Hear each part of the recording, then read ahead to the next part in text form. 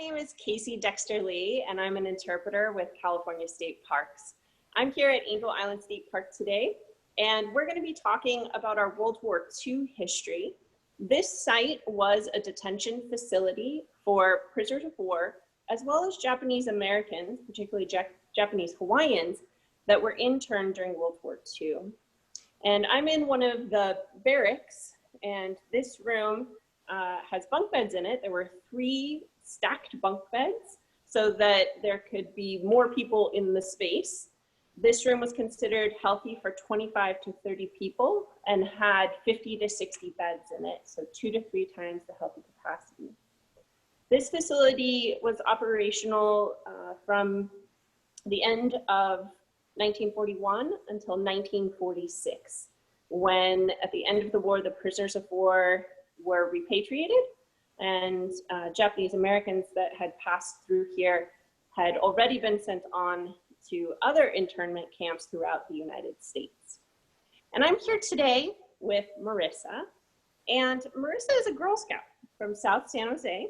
She's currently working on her Gold Award, which is the highest award a Girl Scout can earn. She is working to educate the public on Japanese incarceration during World War II through informational webinars and news articles. Marissa has researched and interviewed 4 families of Japanese incarcerees from Angel Island and written articles about their ancestors' experiences during the war, which were posted on the Angel Island Immigration Station Foundation's Immigrant Voices website. Her final goal is to work with the Angel Island Immigration Station Foundation to create a traveling exhibit about the Japanese detained here. So Marissa, I have some questions for you about your project. And first of all, I'd like to start off by asking, can you tell us what inspired you to research this? I was inspired to start this project because of things I've noticed growing up in a Japanese American community and just with my own family in general. As a girl, I used to always be very connected to my heritage. I used to take traditional Japanese dance classes in the San Jose, Japantown. I took it for about 2 years before my instructor, she ended up passing away. She was only 50 or so at the time, but because all of the elders in our community were starting to age and pass on, there wasn't anyone who was willing to take up the role of instructor, and so we had to close the school down, which was really sad because it was such an important part of our history, and my mom and my aunt had also been part of the school back when they were girls, so it really was quite important to me. I also noticed things with my own family that actually quite surprised me. My grandparents didn't really talk very much about the war years. My grandma was very young at the time. I think she was 3 when the Executive Order 9066 was passed and they had to relocate. But my grandpa was older, and his family, his siblings still remember a lot of what happened, but they didn't really talk about it with us because it's kind of part of Japanese, I want to say it's part of Japanese culture not to talk about bad things. Everyone tries to remember the good things that happened. They just kind of pass over the bad things like nothing happened. So because of that, a lot of the young people don't know anything about what happened during World War II. And the same thing happened with my family. Like, we didn't know until my mom and I sat down with my grandpa and his sister, and we had them tell us verbally what happened during the war. Because actually what happened was they ended up moving to, they ended up moving states. They moved out of California to avoid relocation. So I didn't know that, right? And I was like, whoa, I didn't know you could do that, but you could, because the Executive Order 9066 only applied to the West Coast, right? So they managed to escape inland, and they had to deal with a whole host of other problems because all the Japanese were at the time seen as the enemy. So them being one of the only Japanese American families who were still in society at the time, they had to deal with a lot of stuff from other people. So yeah, just the fact that they hadn't told us was something that really surprised me, and it made me realize how much or how little I knew about this history, or how little everyone else knew about this history. So that's really what inspired me to start this project. Oh wow, that's really interesting. Thank you for sharing that, Marissa. My next question is, can you share with us something that surprised you in the course of this project? One thing that surprised me was how little I knew and how little everybody else knew. Like, I knew that we didn't know a whole lot, but I didn't realize just how much we didn't know. Just the other day, I found out that a lot of students who were interned in incarceration camps were actually allowed to leave. They were allowed to leave the camps, and they had to stay with host families while they were going to high school or college. That was such a surprising thing to me. Like, I didn't think that people were allowed to leave, except for maybe farm workers. Something else that surprised me was how little other Japanese and Japanese Americans didn't know about their history. I'm doing webinars to help educate the public, and a lot of the people who come to my webinars are actually other Japanese Americans because they're also interested in learning about World War II and the Japanese incarceration. I have a little survey that I have them take at the end where there's one question that asks what they learned and what they didn't know like beforehand. So I was surprised to know that a lot of Japanese Americans didn't actually know that Japanese from Hawaii were also interned on the mainland and in other camps in Hawaii. So I was surprised about that. And I was also surprised about how little they knew about the different types of internment camps, because there were different types. They weren't all the same. That's really what surprised me. Yeah, Angel Island is one of those points that most people don't know about, even if they do know quite a bit about the incarceration of Japanese Americans. And that's because we were a pass-through site. People were really in transit when they were coming to Angel Island, mainly from Hawaii, on their way to those more permanent camps.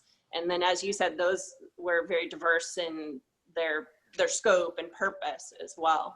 My last question is, what do you want the public to know about this story? One thing I want the public to know about the Japanese incarceration during World War II is that it hasn't stopped. It's still going on today. The problems that society faced back then are still very much evident in society today. For example, we see the whole Black Lives Matter movement or the whole movement against the Middle Eastern people after 9/11. All of these things are very similar to what the Japanese Americans faced before the war happened and before they were locked up or interned. I think that the Japanese American incarceration is a very clear example of what is going to happen if we continue down this path. Over 120,000 people were locked away. What's going to happen if we continue to be racist against other ethnic minorities? I just want people to know that despite the fact that a lot of Japanese have been able to escape the inherent discrimination that was felt in the past, a lot of other people aren't able to escape that today. If we continue doing this, we're just going to end up in a deeper hole. If I can, I'd like to squeeze in one more question. Maybe you could tell us a little bit about one or more of the families that you got to speak with that have those connections to Angel Island and what their experiences and memories of this place were and how it affected their family. One family I interviewed was the family of an incarcerated named Wakijiro Yuki.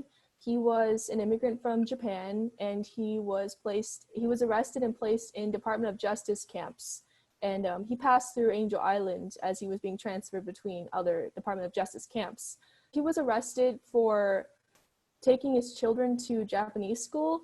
The government claimed that he hadn't filled out the proper paperwork when coming into the country. But that claim was completely false because the family actually managed to produce the piece of paper that he allegedly had never filled out. They didn't have any interest in proving any of these claims. They just had like a trial and a hearing to give the appearance that they were being fair, but really they weren't really being fair. He was arrested and he was sent to the county jail here in California. After that, he was sent off to Sharps Park and then Angel Island. The rest of his family were they weren't arrested, but they were relocated to the Assembly Center in Pomona before being sent to Heart Mountain, Wyoming. His family was quite large at the time. His eldest daughter had already been married and had children herself. So it was really like two families that were being relocated. But because they were so big, they weren't able to stay together so much. One of them had to be quarantined for a little bit because one of the kids had measles or the smallpox or something. And they had to wait a little bit before going into Heart Mountain, so they didn't have an epidemic. A year before the war ended, like 1944, 45 or so, some of his family members did manage to reunite themselves with him at Crystal City, Texas, but they had already spent maybe 2-3 years apart. And it really did take a toll on his family, as I recalled his grandson and granddaughter talking to me about that.